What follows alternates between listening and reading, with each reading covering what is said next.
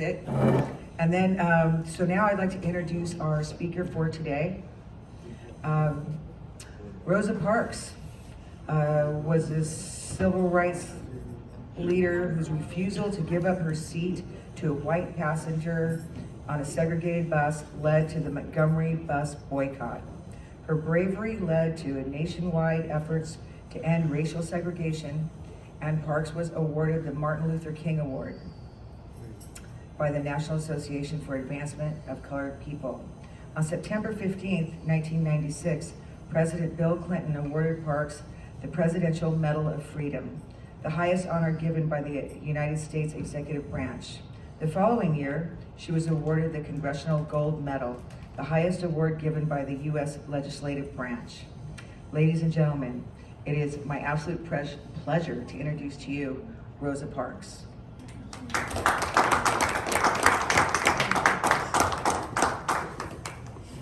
Oh, what a beautiful crown. Thank you so much for your kind words and listing my awards that I was completely honored to receive. Well, good afternoon, everyone. My name is Rosa Parks, and I'd like to tell you my story. You know, many try to paint me as a quiet lady, old or frail or meek, that I refused to give up my seat on that bus because I was tired. Well, I was no more tired than I was after any day of work. What I was tired of was being asked by a white bus driver to give up my seat for a white passenger. I was no accidental activist. At the time of my arrest, I was secretary for the NAACP, a member of the Montgomery Improvement Association, and I headed the youth division of the NAAC as well. As you get to know me, I think you might find that I am anything but meek or mild. I was born in Tuskegee, Alabama on February 4th, 1913. I have African American, Irish, and Native American heritage. My mother was a huge influence on me. She believed in freedom and equality. My parents split before I turned 6, and my mother, my brother, and I moved in with our grandparents. I loved living with my grandparents, sewing with my grandmother, having conversations with my grandfather. But we had moved to an area with a lot of Ku Klux Klan violence. They would ride through our communities, burning our churches, beating our people, killing our people. By the time I was 6 years old, I was old enough to know we were not truly free. My grandfather, Sylvester Edwards, he opened my eyes to just how unjust the system was. You see, he was the son of a slave and a slave owner, and was born into slavery himself. Even as a child, he was horribly mistreated by his owner, trying to starve him, refusing to give him shoes, subjected to violence. As a freed man in the segregated South, my grandfather would defy the racist social norms of the time. He would shake the hands of white people and introduce himself as Edwards. You see, black men were supposed to go by their first name or simply boy or old man, even if they weren't that old. But not my grandfather. Watching him flout those race rules gave me my first taste of overt civil disobedience.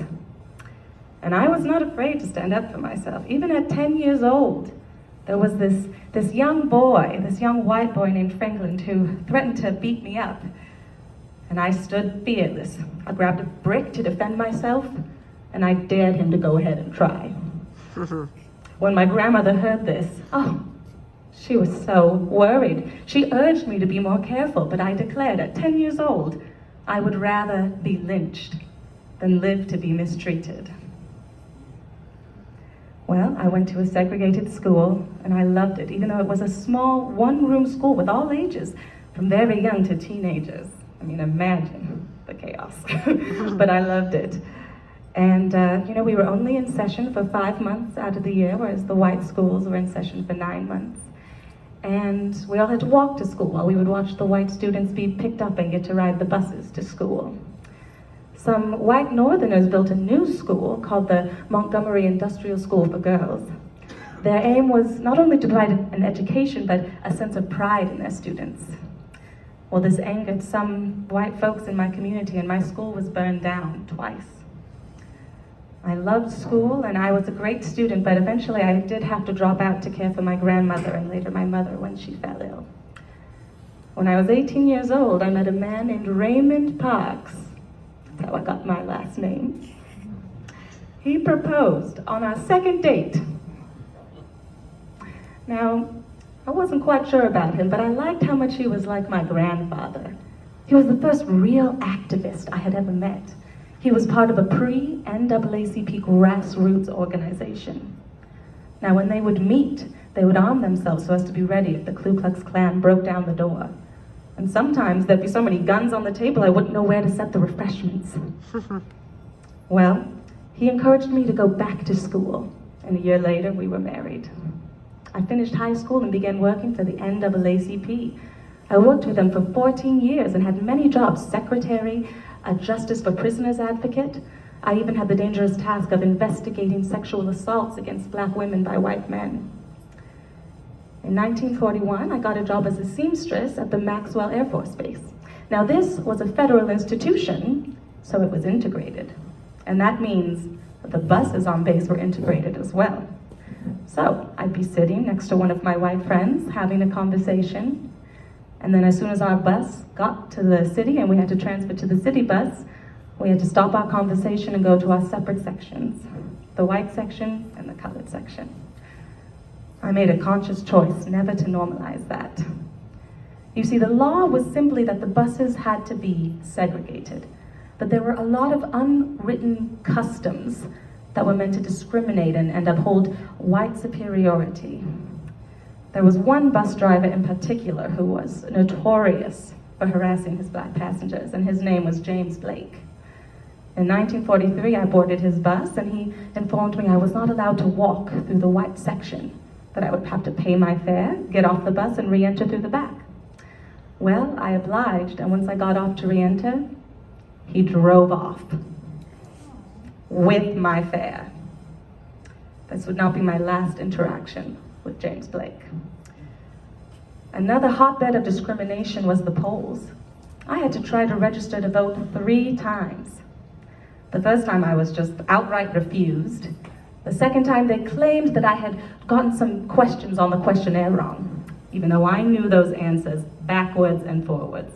So the third time, I brought a piece of paper with me, and I copied down the questions and my answers for future legal challenges. Well, the registrar saw me do this and approved my application. And I continued to work to help others get registered to vote, and me and my husband, we pooled funds together to help people who couldn't afford the poll tax, which was about $260 back then in today's currency. Well, in 1955, I attended a 2-week workshop at the Highlander Folk School with people working to desegregate the schools. I was in low spirits. I had been doing political work for years with little to no change. But working with others to try to desegregate the schools, both black and white, my spirits began to lift. I was 42 years old, and at that workshop was one of the few times I did not feel hostility from white people. I returned to Montgomery and continued my work with civil rights leaders. We recognized an opportunity for protest against the systematic discrimination on the buses. There was one brave woman named Claudette Colvin who refused to give up her seat, stating her constitutional rights. She was arrested and tried as an adult, even though she was only 15 years old and hadn't broken a real law. But we were afraid to make her the spotlight of our protest. We discovered she was pregnant from statutory rape, and we feared that others might twist the narrative or try to smear her character as an unwed mother. So we continued to plan and organize, and we're just waiting for that spark. While I was involved in the planning, I never thought for a moment that I would be that spark. Well, I guess that brings us to that fateful Thursday evening, December 1st, 1955. I got on the bus, and you'll never guess who was driving it. As fate would have it, James Blake, that man who had driven off with my fare all those years ago. Now, I had avoided him for 12 years. If he came to my stop, I would just wait for the next bus to come. But I was distracted that day. You see, I was thinking of Emmett Till, who had been murdered that summer. I got on the bus and I paid my fare before I realized who was driving the bus. Now, I did not sit in the front, as many have written, nor was my feet hurting, as many have said, or was I old or tired. I was only 42 years old, and my feet were fine. I had simply decided I would no longer give in to the legal segregation of the races. Well, I sat in the colored section and we rode along without incident, and then some white passengers boarded and one white man was left standing. Well, James Blake saw this and he instructed all of us in the first row of the colored section to get up and give this one man the row. After some hesitancy, the other black passengers stood up, but I refused. I thought of Emmett Till. I thought of my grandfather. I felt determined to take this as an opportunity to let it be known that I did not want to be treated in that manner, and that we as a people had endured it for far too long. Well, James Blake, he called the police. He called the police, and when they arrived, they wanted to know why I did not stand. I told them I did not think I should have to stand, and then I asked them, why do you push us around? And one policeman said, and I quote him, I don't know, but the law is the law and you are under arrest. I don't know why, but I wasn't afraid. This was a very dangerous act with a distinct possibility for physical brutality. In fact, many of the bus drivers at that time had police powers, and they were armed with guns. I could have gotten shot, but it didn't bother me. And I didn't feel any shame or disgrace at being arrested for this, for challenging the system of racial segregation. Well, a black civil rights leader named E.D. Nixon paid my burial, and Joanne Robinson, the president of the Women's Political Council, took my arrest and seized it as the spark for our protest. The WPC was instrumental in spreading the word about our boycott. They printed leaflets and passed them out around the city. They organized carpools for women who had to travel long distances to work. They coordinated with other organizations like the NAACP and the Montgomery Improvement Association. And on the day of my trial, December 5th, we boycotted the buses. We stayed off in large numbers. Many of the buses were completely empty, as I recall. Some got rides with people they called best they could, or walked long distances. Some black-owned taxi companies offered reduced fares for those participating in the boycott. Some people's white friends or co-workers would pick them up and drive them to work. Now, the first day of not getting on the bus was so successful that we realized what could be possible with a longer, larger scale boycott. So we decided to pitch it that very night, and we chose an unknown to pitch this idea. A new preacher at the Dexter Avenue Baptist Church who had a gift for motivational sermons. His name was Martin Luther King Jr. Well, we met that night at Hill Street Baptist Church. Thousands upon thousands came. There were so many that many didn't even make it into the church. They resonated with my story, and after Martin Luther King Jr. spoke, they gave him a standing ovation. I was not the only one to be humiliated in this way, to be mistreated. Some had worse experiences, but it was systematic. We would pay our fare, our bus fare, then be forced off to make room for white passengers and never get repaid our bus fares. Sometimes the bus drivers would speed off once all the white passengers had boarded, and they wouldn't wait for the black passengers to board, which resulted in the death of one black man. The white passengers would sometimes push us around, bus drivers would abuse us, and police would intimidate us. We took a vote, and of all those thousands of people, it was unanimous. We decided we would not board the bus until changes for the better were made. Well, it's estimated that nearly 20,000 people stayed off the bus for the full 381 days that the boycott lasted. And by the end, over 40,000 people participated. There were 4 church bombings that year. Martin Luther King Jr.'s home was shot at and bombed twice, along with the homes of other civil rights leaders. These were homes with children in them, babies in them. My husband slept with a gun by his side because we were getting nearly constant death threats. my mother, she was living with us at the time, and she would just stay on the phone and talk and talk and talk for hours, hoping to stop any more death threats from getting called through. In fact, Raymond and I, we lost our jobs and became unemployable because of our activism. And even my black coworkers wouldn't talk to me or look me in the eye. They felt I was causing trouble for them. See, I think it was Jim Crow talking to them, saying, this is the best life you're going to have, and if you resist, you could be killed. But finally, December 20th, 1956, the Supreme Court upheld a lower court decision that it was unconstitutional to discriminate on public transit. Our protest culminated in the desegregation of public transportation in Alabama and across the country. When I look back at those times, it seems just like a dream. My only regret was that we waited so long to have this protest and let it be known wherever we were that we did not want to be treated in this way, and that all people are free and equal and should have opportunities that others should have.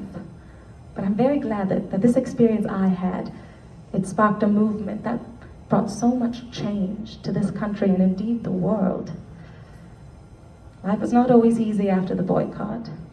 Once the buses were desegregated, snipers would shoot at them. There was this young woman, 22 years old and 8 months pregnant, a black woman riding a desegregated bus. She got shot by a sniper through both of her legs. Me and my husband continued to have financial struggles, and we eventually had to leave the South in order to get steady work. It wasn't until the late 1950s that my husband was finally able to register to vote. But I continued to work for civil rights in Detroit, and I was part of many organizations. I gave so much physically and financially that in 1980, recently widowed, I found myself having health struggles, financial struggles, and I was almost evicted from my home. But local community members and churches came together to support me. That's the power of community, of organizations. I passed away in 2005, at the age of 92 years old, surrounded by friends and family. I spent my whole life encouraging young people to reach their highest potential. I encouraged them to have a spiritual awareness and to rid themselves of all prejudice and ill will towards others, and instead to concern themselves with what they could do to help people. We still have a long way to go and many obstacles. There are still those unwritten customs as well as laws that are meant to discriminate. There were 19 states that passed 33 laws to suppress the vote this year. Well, it's far from perfect, and it may never be perfect, but I feel that with the spirit within and with belief in ourselves and faith in God, we can overcome many obstacles. I think that as long as we continue to work to improve conditions, more people will be benefited in this, the home of the brave, the land of the free. Well, thank you so much for listening to my story.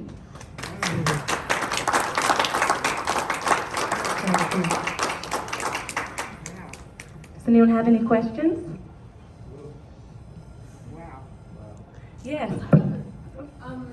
What is the most egregious law today that you can think of? Just off the top of my head. Oh, off the top of my head, I think it's quite strange. I don't know if egregious is the right word, but it doesn't make sense to me that, for example, in Georgia, you could be charged with a crime simply for handing out water or snacks to people in line to vote. I think that it's really hard to get people to turn out the vote. It's so important, and in certain places you have to wait in line for a long, long time. And in Georgia, the heat, I mean, if it's anything like Alabama, I tell you, I'd like some water while I waited in line. Did you have children? Did I have children? Well, me and Raymond, our work and our child was civil rights for all people. That was our passion, and I loved working with children.